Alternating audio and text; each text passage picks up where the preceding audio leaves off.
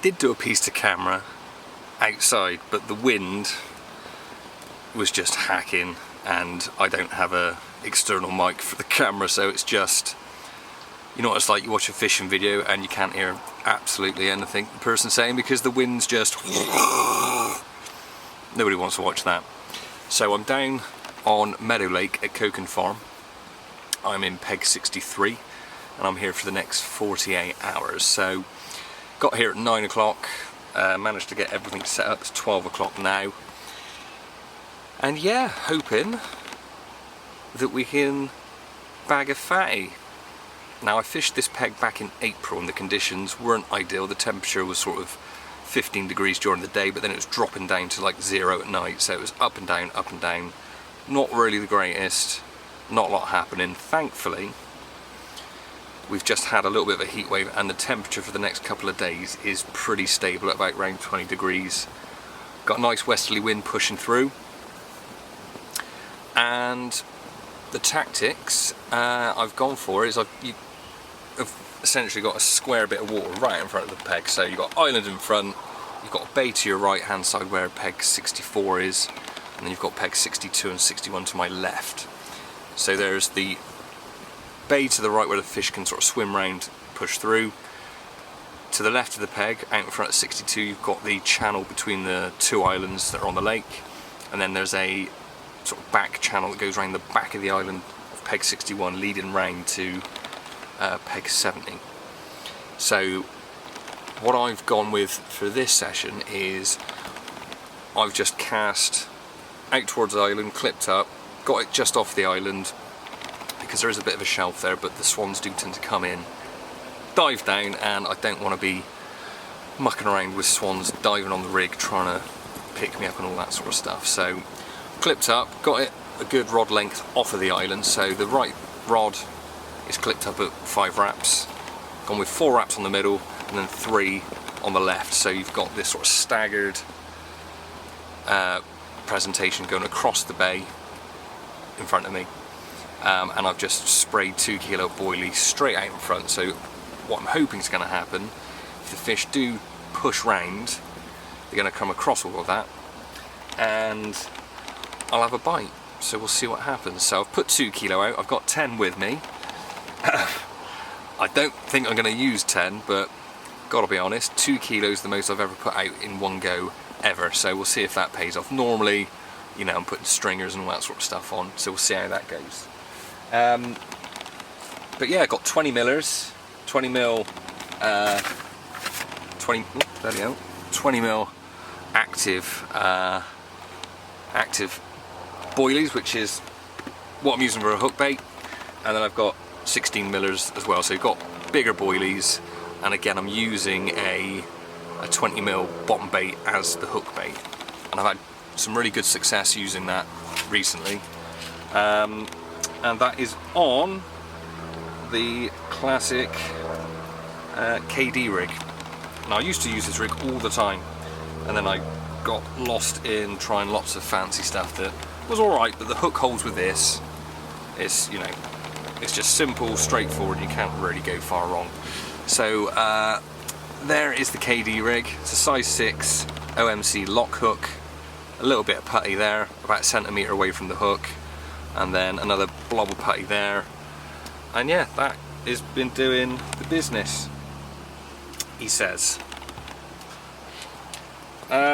So yeah, that is it. Got the bait out, got the rods out, got everything set up. They've recently redone all these pegs, so there's a nice flat, stable, you know, pebble area for your bivvy, and the front of the swim's been gravelled as well, so again for your rod pod, that sort of thing, it's a bit easier. When I was back here in April, it was just mud and I was off to the side, and yeah, it was madness. Anyway, that's enough of me waffling.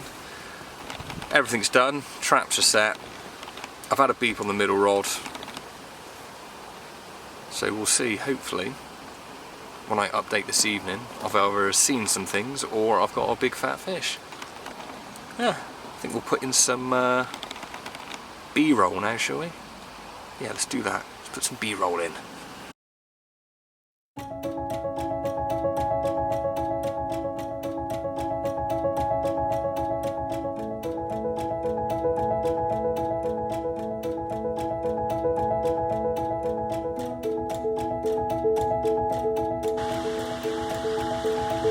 5 to 6. Been up for about an hour.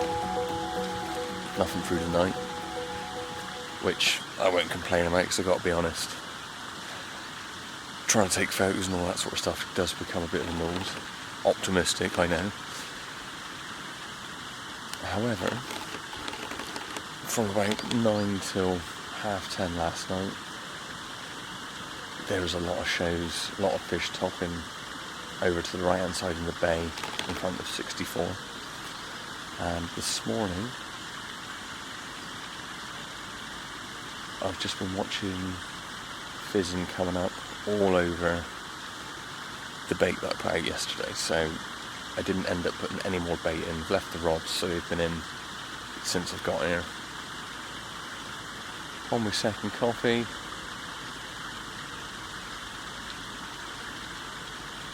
And this really is sort of the time that I'd expect something to happen. Obviously the weather today is a little bit cooler again, so I'm hoping that helps.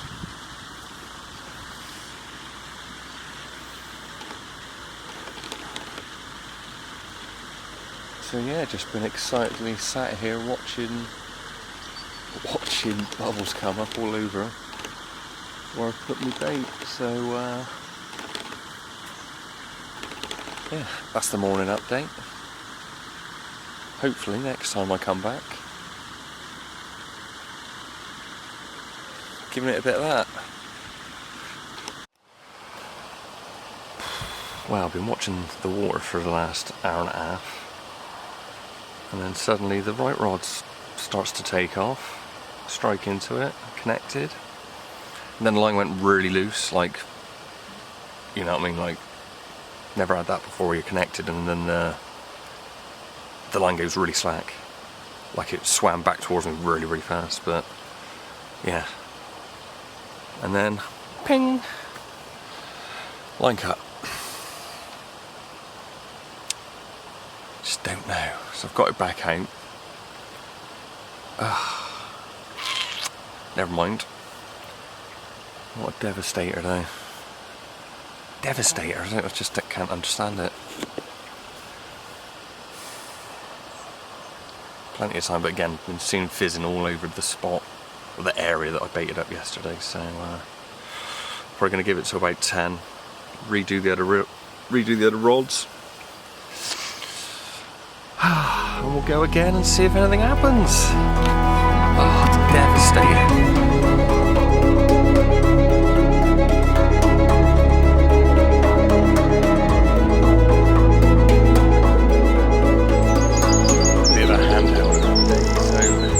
Redone all the rods. See if I can swing you around so you can see the peg there. Redone all the rods.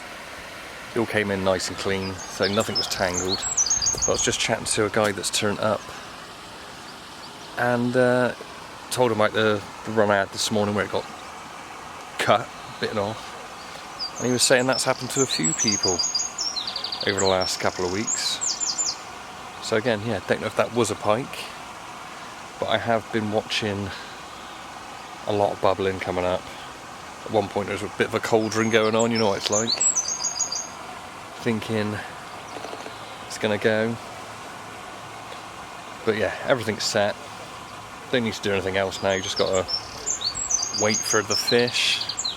The weather's looking pretty good, the air pressure's still, I think 10,009, so it's gone down from yesterday. And I think pretty much this is the condition for today, which is, in my opinion, it's cock on.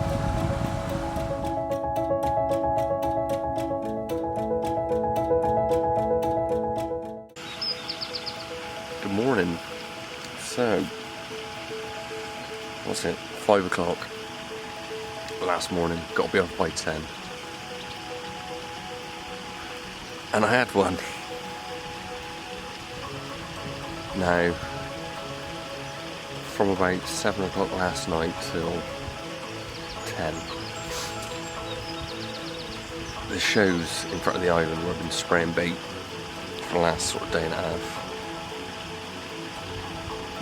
It was mental. I've never seen that many fish topping out anywhere. So obviously they were getting on the bait that I've been spraying, and they were really concentrated on the corner of the island. So yeah, just watching that.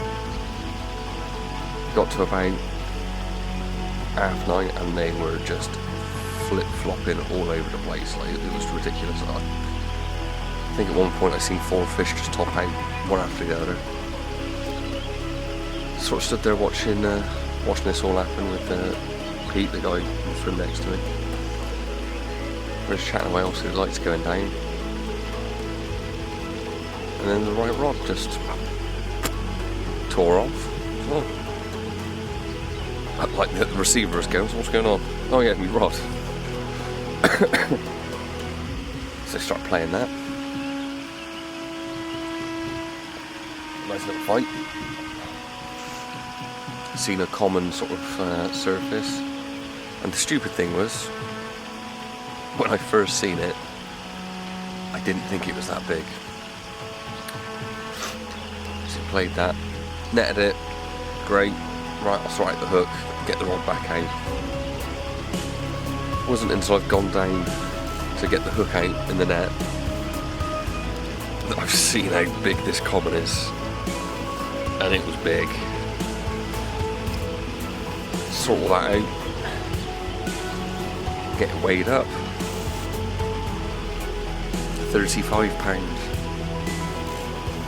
It felt like 35 pounds. Ridiculous. So Pete was kind enough to take some photographs for me. I did manage to get a little bit of footage on my camera with me lights and stuff, so I'll put in the footage now of that common.